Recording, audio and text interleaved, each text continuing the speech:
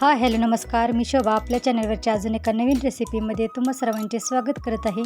आणि आज आपण मऊसूद रव्याचा शिरा तयार केलेला आहे, तो आज आपण बघणार आहे. शिरा तयार करण्यासाठी आपण 1 वाटी रवा चाळून निवडून घेतलेला आहे. कढईमध्ये 3-4 चमचे साजूक तूप घालून आपण गरम करून घेत आहे.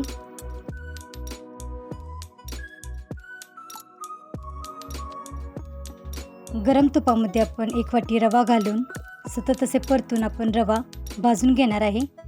तर बारीक गॅसवरती आपण रवा आहे तो भाजून घेत आहे. तर 5-6 मिनिटे आपण रवा सतत असे परतून भाजून घेणार आहे.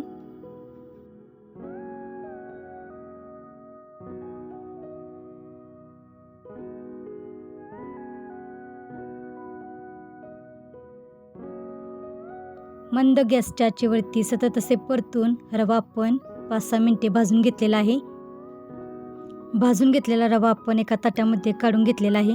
त्याच कढईमध्ये आपण 1 चमचे तूप घालून त्यामध्ये आपण सुकामेवा परतून घेत आहे. त्यामध्ये आपण काजू आणि बदाम यांचे बारीक तुकडे करून घेतलेले आहेत, ते आपण तुपामध्ये भाजून घेत आहे.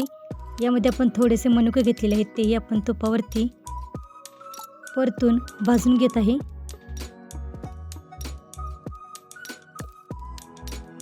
तर अशा पद्धतीने आपण थोड्याशा तुपामध्ये सुकामेवा आहे तोही तुपामध्ये भाजून घेतलेला आहे. भाजून घेतलेला सुकामेवा आपण काढून घेतलेला आहे आणि त्याच कढईमध्ये आपण 2 वाटी पाणी गरम करण्यासाठी घालत आहे. यामध्ये आपण थोडेसे चवीसाठी मीठ टाकत आहे. पाण्याला चांगले आपण खळखळून उकळी आणून घ्यायचे आहे. यामध्ये आपण 1 वाटी साखर घालत आहे. साखर आपण विरघळून घेणार आहे. पाण्याऐवजी दूध वापरले तरी चालेल. पाणी आपण उकळून घेतलेले आहे. यामध्ये आपण थोडासा खायचा कलर आहे तो आपण यामध्ये थोडासा टाकलेला आहे. 1 चमचा आपण यामध्ये वेलची पावडर टाकलेली आहे. बारीक गॅसच्या आचेवरती आपण तुपामध्ये भाजून घेतलेला रवा आहे तो आपण आता या पाण्यामध्ये घालून परतून घेणार आहे. पाण्याऐवजी दुधामध्येही रवा शिजवून घेतला तरी चालेल, पण मी या ठिकाणी पाणी वापरलेले आहे. तर तुपामध्ये भाजून घेतलेला रवा घातल्यानंतर आपल्याला तो चांगला एकत्र मिक्स करून घ्यायचा आहे.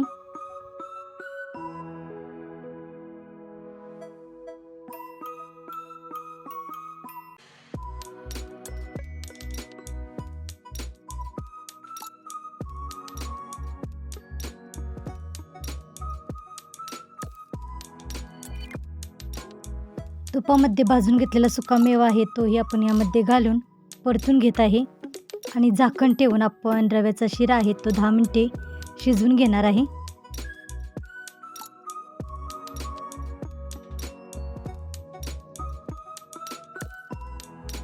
झाकण ठेवून आपण रव्याचा शिरा 10 मिनिटे शिजवून घेतलेला आहे आणि तो परत एकदा आपण चांगला परतून घेत आहे. तर अशा पद्धतीने आपण मऊसूद असा रव्याचा शिरा तयार केलेला आहे. तर अतिशय साध्या आणि सोप्या पद्धतीने आपण खाण्यासाठी रव्याचा शिरा तयार केलेला आहे. तर आजची रेसिपी कशी वाटली ती कमेंटमध्ये नक्की सांगा. चॅनेलला अजून सबस्क्राईब केलं नसेल तर चॅनेलला सबस्क्राईब करा आणि वेळात वेळ काढून रेसिपी पूर्ण बघितल्याबद्दल धन्यवाद.